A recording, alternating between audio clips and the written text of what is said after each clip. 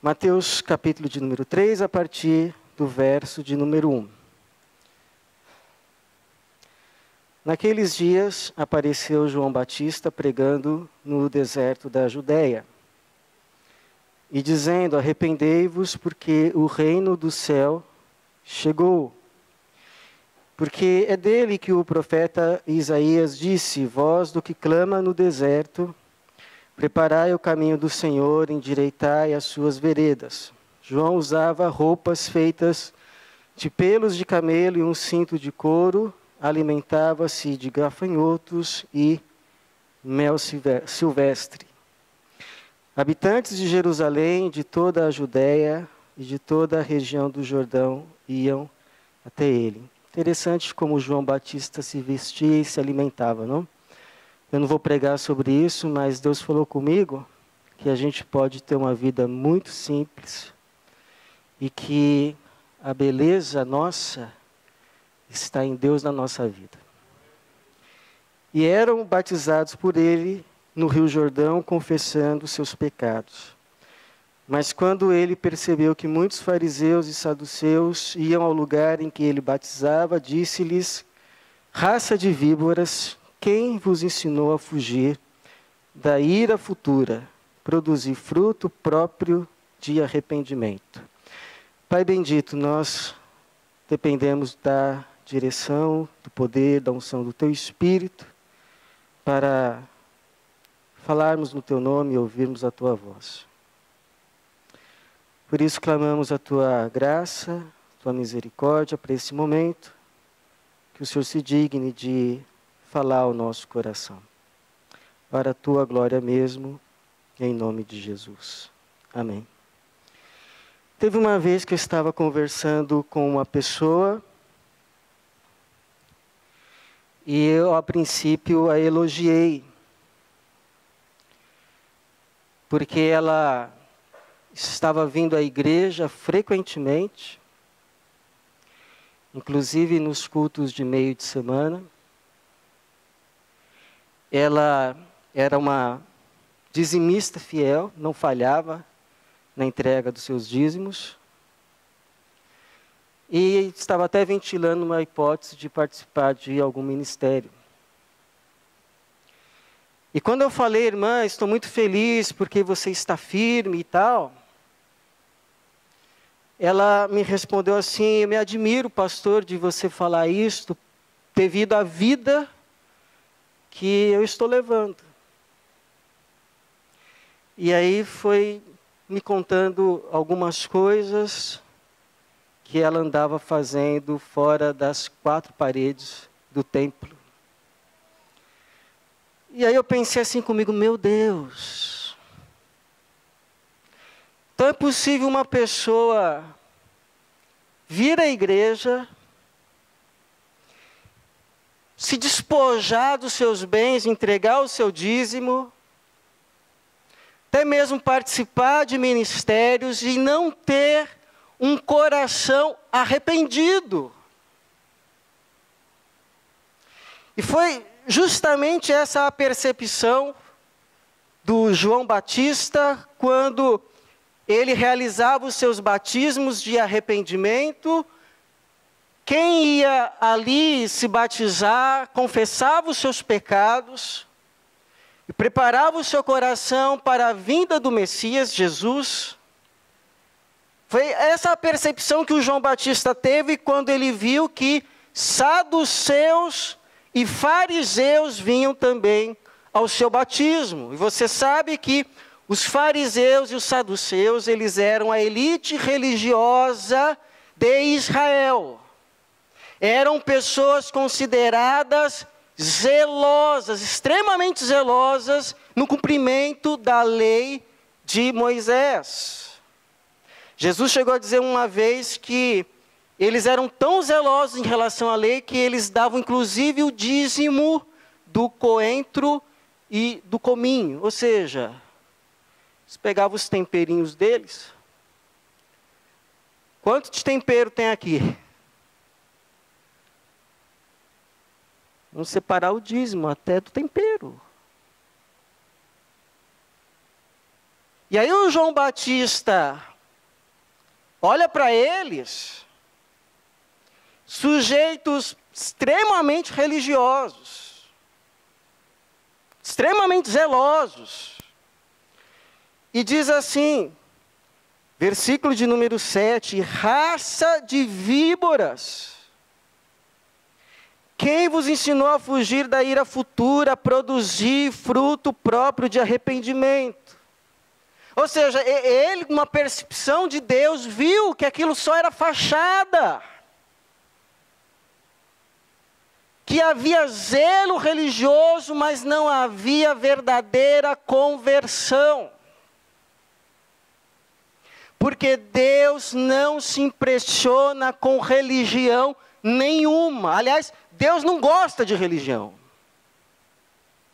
Deus não se impressiona com a tua religião. Deus não se impressiona com a religião dos outros. Deus não se impressiona com a minha religião. O que Deus espera é coração quebrantado, coração contrito, coração arrependido. Por quê? Porque é possível uma pessoa vir à igreja e continuar uma invejosa.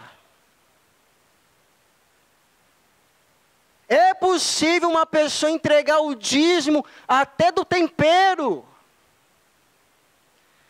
e continuar uma avarenta. Dá o dízimo, mas não ajuda o pai. Não ajuda a mãe. É possível uma pessoa participar de N ministérios. Quem olha fala, mas que bênção. A continuar uma fofoqueira, não tem trava na língua. Tem trava. Porque a maior prova de uma verdadeira conversão é um verdadeiro arrependimento. Por isso eu quero te perguntar uma coisa. Principalmente você que se julga uma pessoa de Deus. Principalmente você que se julga um seguidor, uma seguidora de Jesus. O que mudou na sua vida? O que você fazia antes e hoje não faz mais? O que você não fazia antes de bom e agora faz? Qual o pecado que você deixou? Qual foi o pecado que você deixou? Agora, não vale falar esses pecados grandes que todo mundo vê. Ah, pastor, antes eu fumava, antes eu bebia. Não estou querendo saber disso. Estou querendo saber de pecados mais profundos. Que pecado, sabe o que é pecado? Aquilo que te desfigura, aquilo que te deixa feio, feia, horrível. Aquilo que rouba a tua humanidade. Deus te criou para ser um ser humano à imagem de Jesus. Mas essas coisas na sua vida te desfiguram, te deixam uma besta fera. Por exemplo, quem pode dizer assim, pastor, antes eu era uma pessoa invejosa, eu não suportava o sucesso dos outros. Achava que Deus estava sendo injusto comigo. Mas hoje, pastor, eu sei que ninguém pode ter nada se do céu não lhe for dado. E que o pouco que eu tenho é graça, então eu louvo a Deus. Obrigado, Senhor. Você sabe uma coisa, irmãos, que acontece? Você se acostuma com coisa boa. Você se acostuma muito fácil com coisa boa e passa a não dar valor. Passa a não dar valor. Quando te é retirado, aí você chora. Mas enquanto você está lá naquela coisa boa, você começa a desprezar, você não dá valor, e aí você entra num ciclo de eterna insatisfação. Nunca nada está bom. Sempre precisa de alguma coisa a mais. Sempre algo mais, sempre algo mais, sempre algo mais. Sempre algo mais. Quem pode dizer assim, pastor, antes eu era uma pessoa briguenta, era tomar lá da cá. Aliás, não, tomar lá e toma um monte. Toma um monte, que eu não levo desaforo para casa. Agora não, agora não. Deus trabalhou no meu temperamento. Hoje, graças a Deus, mesmo quando eu sou contrariado, o sangue continua subindo. Mas eu consigo contar até 10, até 20, até 100. E dou uma resposta branda, que alivia o furor. Enquanto a resposta iracunda suscita ira, é o que o provérbio diz. Pastor, antes eu era uma pessoa narcisista. Só pensava em mim, só vivia para mim. Na hora de tomar a decisão, a única coisa que eu pensava, o que é melhor para mim? O que contribui para a minha felicidade? Ah, não, pastor, Deus está trabalhando. Hoje, antes de tomar uma decisão, eu penso em mim, mas eu também penso na minha família. Eu penso nos meus irmãos, na minha comunidade de fé. Eu penso em Deus. Pense em Deus. O que ele vai achar disso? Vai ser bom? Vai ser agradável? Porque verdadeiro arrependimento é metanoia, que significa uma mudança de mente, que gera uma mudança de atitude para com Deus e para como você vive a tua vida. Como foi o caso, por exemplo, do Zaqueu. Você lembra da história do Zaqueu? Aquele cobrador de impostos corrupto, que quando recebeu Jesus em sua casa, eu não sei o que Jesus falou para ele. Talvez Jesus não tenha falado nada, mas só a presença de Jesus lá naquela casa deve ter iluminado tanto aquele ambiente e o coração e a mente do Zaqueu, que ele caiu em si, que a razão da vida não era acumular, que ele diz assim para Jesus, olha Jesus, se eu defraudei alguém, se eu roubei alguém, eu devolvo 4 vezes mais. Amém. Até aí, era só o que a lei dizia mesmo que tinha que fazer. Quem roubasse um boi tinha que devolver 4. É aí. Mas não ficou só nisso. Ele disse, digo mais, hoje decido entregar metade dos meus bens aos pobres. Quem aqui teria coragem de fazer isso? Jesus olha para ele e diz assim, hoje chegou salvação nessa casa, pois esse também é filho de Abraão. Por isso que a mensagem de Jesus era, o reino dos céus chegou. Arrependei-vos, crede no Evangelho. Então quando a gente começa a ouvir a palavra, a gente começa a ficar mais humilde. Eu não estou nesse nível ainda, então é melhor abaixar a bola. Parar de julgar o meu irmão, parar de julgar a minha irmã, e Senhor, tem misericórdia de mim. Converte o meu coração. Me dê verdadeiro arrependimento, que o Senhor me dê a graça de encontrar arrependimento. Então, essa primeira verdade que eu queria compartilhar com você, a maior prova de uma verdadeira conversão é um verdadeiro arrependimento. Mas, segundo, o verdadeiro arrependimento te livra do juízo. O João Batista continua dizendo assim, verso 9, não ficais dizendo a vós mesmos, Abraão é nosso pai, eu vos digo que até dessas pedras Deus pode dar filhos a Abraão. E o machado já está posto à raiz das árvores, aquela que não produzir bom fruto será cortada e lançada no fogo. Você sabe que fogo tem 2 significados na Bíblia. Primeiro significado, fogo simboliza purificação. O fogo que purifica o ouro. Então, às vezes, o ouro está cheio de escória. O ourives coloca no fogo. A escória se derrete, se consome, mas fica o ouro. E também é o fogo do juízo final. Ninguém mais prega quase de juízo final. Eu sei que você não vai gostar, mas eu vou pregar. Juízo final é o dia, o último dia, que vai estar todo mundo diante de Deus, e Deus vai separar aqueles que de fato são dele e aqueles que não são dele. Os que são dele ficarão com ele. É ouro, é trigo.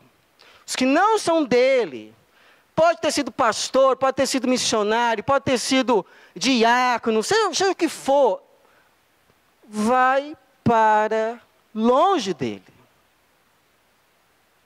E longe de Deus é viver no fogo. Não há paz longe de Deus. Não há alegria longe de Deus. Não há satisfação longe de Deus. Sabe qual é o meu e teu problema? A gente está procurando alegria, paz e satisfação onde não há. E o resultado é frustração atrás de frustração. Frustração atrás de frustração. É uma vida que fica buscando. Às vezes não consegue, às vezes consegue, mas o resultado é o mesmo. Frustração. Eu achei que quando eu casasse eu ia ser feliz. Eu achei que quando eu tivesse um filho eu ia resolver esse meu problema. Eu achei que quando eu conseguisse subir nessa escala social e estivesse nesse determinado posto, eu ia me sentir realizado, mas já continua faltando. A maior verdade que eu posso te dizer, meu irmão, que a alegria, a paz e a satisfação que você tanto procura na vida, não está em nenhum outro lugar. Está em Deus. Está em Deus. Não é que Deus tem paz, Deus é a paz. Não é que Deus tem alegria, Deus é a alegria. Não é que Deus tem amor, Deus é amor. Vá para Deus. E lá você vai encontrar o amor que você está procurando, a realização, a paz, a alegria. E Ele vai olhar para você, bem-vindo. Eu te conheço. Eu sei quem você é, fui eu que te fiz. Eu sei o que você está buscando. Eu sei do que você está com sede. Eu sei do que você está com fome. E tente uma boa notícia. Tem uma mesa preparada aqui para você. Eu só estava esperando você chegar. E aí você vai olhar e vai dizer assim: como o Senhor pode me amar tanto assim? Eu que vivi longe do Senhor tanto tempo, tantas vezes. E aí você vai passar a servir a Deus, não por obrigação, ou porque depois eu quero ir para o céu, nada disso. Porque você vai dizer: como eu posso viver para outra pessoa, do que para esse Deus que me amou tanto assim? Por isso que Jesus disse: quem muito perdoado é, muito ama. O problema é que nem todo mundo reconhece o quanto precisa ser perdoado. A começar de mim. A começar de você. A começar de nós que estamos aqui. Que domingo a domingo nos reunimos como povo de Deus para celebrar a Deus. Então é por isso que, às vezes, Deus, Ele te chama para um tratamento. Deus impetra alguns juízos menores para te salvar desse juízo maior. É por isso que lá em Hebreus, diz assim: meu filho, não despreze a correção, a disciplina do Senhor, porque Deus disciplina e corrige a todo aquele que ama e toma como filho. Se você está sem disciplina, é porque é filho bastardo. Deus nos disciplina para o nosso bem, a fim de que participemos da sua santidade. Nenhuma disciplina parece boa no momento, mas motivo de tristeza, porém depois produz frutos de paz para aqueles que são disciplinados por ela. Então, dói a disciplina de Deus? Dói a punição de Deus na vida? Sim ou não? Tudo se dói. Como dói? Mas dói menos do que se Deus nos deixasse à mercê do pecado. Dói menos do que se Deus nos deixasse seguir os nossos próprios caminhos que levam ao abismo. Porque há caminhos que para o homem parecem direitos, mas o seu fim é morte e destruição. Então, antes que você chegue lá, Deus chama, meu filho, minha filha. Deus manda alguém falar com você. Você lê uma passagem. Você ouve uma palavra. Se você der ouvidos, amém. Mas se não der ouvidos, chega uma hora que Deus precisa, shlap. E aí você diz assim: poxa, Senhor, o Senhor não me ama, não. Doeu. E Deus lhe diz: mas doeu menos do que se eu deixasse você cair. Você sabe que eu ouvi que tem alguns pastores de ovelhas, ovelha de verdade, aquele bichinho lá peludo de lã, que quando uma ovelha se desvia, ele vai atrás, busca, resgata, põe no colo, mas lhe quebra uma perna. E depois de quebrar a perna, ele mesmo trata e cura.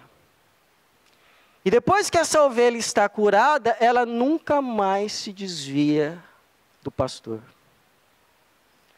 Aí você diz assim: nossa, mas precisava? Deve ter doído muito quebrar a perna da ovelhinha.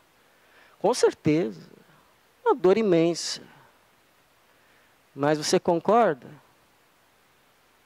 que dói menos do que cair na boca do lobo? Que ser devorado pelo lobo?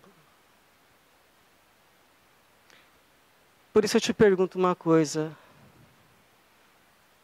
Qual é a coisa, qual é o pecado que você teima em largar? Qual é? Qual é? É TV a cabo, é internet que está te fazendo pecar? Sabe o que você tem que fazer? Cancela, se possível hoje. Não tenho mais. É o quê? É um negócio? Desfaz o negócio. Ah, pastor, mas eu vou perder muito dinheiro. É melhor perder o dinheiro do que perder a alma. Melhor perder o dinheiro do que perder a alma. Jesus disse: que adianta ganhar o mundo inteiro e perder a tua alma? É um relacionamento, corta o relacionamento, acabou. Joga fora. Aí você vai dizer assim: ah, mas você está muito radical. Eu não. Foi Jesus que disse assim: olha, se o teu olho te escandaliza, Jesus, Novo Testamento, não está no Antigo não. Jesus diz assim: se o teu olho te escandaliza, arranca e joga fora. Se o teu pé te escandaliza, ou seja, te leva para caminhos que te afastam de Deus, te afastam da vida, te levam para a morte, corta o teu pé. É melhor viver, entrar nessa vida cego e manco, do que ter todo o seu corpo lançado no inferno. Do que ter todo o seu corpo lançado no inferno. O inferno é real, o inferno é a ausência de Deus. Quanto mais longe de Deus, mais inferno. Quanto mais perto, mais céu. Lembra do que Jesus disse. Confessa e abandona. Porque aquele que confessa e abandona o seu pecado, encontra misericórdia. Por fim, irmãos, o texto continua. E o João Batista diz assim no verso de número 11: eu, na verdade, vos batizo com água, tendo por base o arrependimento, mas aquele que vem depois de mim é mais poderoso do que eu, não sou digno de carregar suas sandálias. Está falando de Jesus. Ele vos batizará com o Espírito Santo e com fogo. Quem ele vai batizar com o Espírito Santo? Os que são dele. Quem ele vai batizar com fogo? Os que não são dele. 12, ele traz na mão a sua pá e limpará a sua eira, recolherá o seu trigo no celeiro, mas queimará a palha com fogo que não se apaga. Como é que um lavrador distingue o que é palha e o que é trigo? Não é pela cor, porque tem praticamente a mesma cor. Não é pelo lugar onde estão. Palha e trigo convivem juntos. Crescem juntos. São amigos. Têm comunhão. Ele distingue só por uma coisa. Isso aqui é amarelo e está na lavoura. Mas tem grão? Tem fruto? Não. Então isso aqui não é trigo, isso aqui é palha. Isso aqui é amarelo, está no mesmo solo da lavoura, mas tem grão? Tem.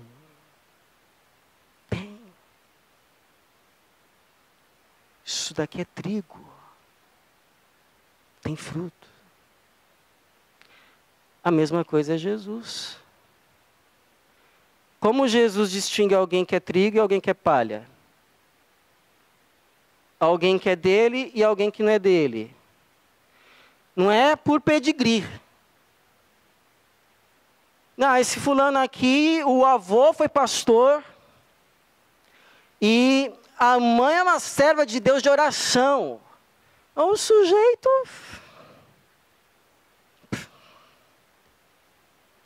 A única coisa que ele faz é pedir para a mãe dele orar quando ele entra em encrenca. Aí ele liga.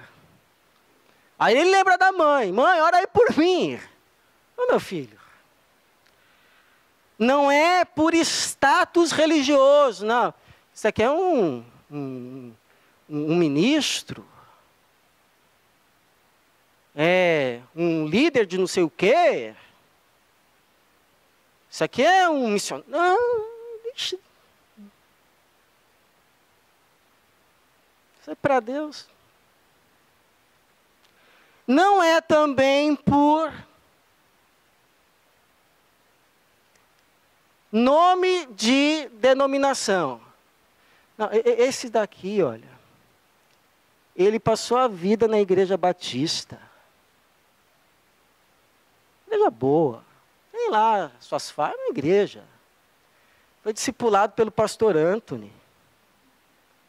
Isso aqui tem todas as credenciais. Não tem credencial nenhuma. O que Deus olha, o que Jesus vê é... Tem amabilidade? Tem mansidão? Tem paz para perdoar? Tem amor? Tem domínio próprio?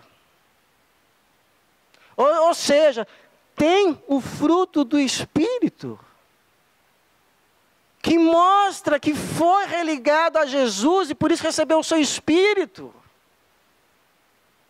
Que são os sinais verdadeiros da nova vida. Tem, amém, é trigo. Não tem. Pode usar terno, gravata, colocar a Bíblia debaixo do braço, entregar folheto, é palha. Palha.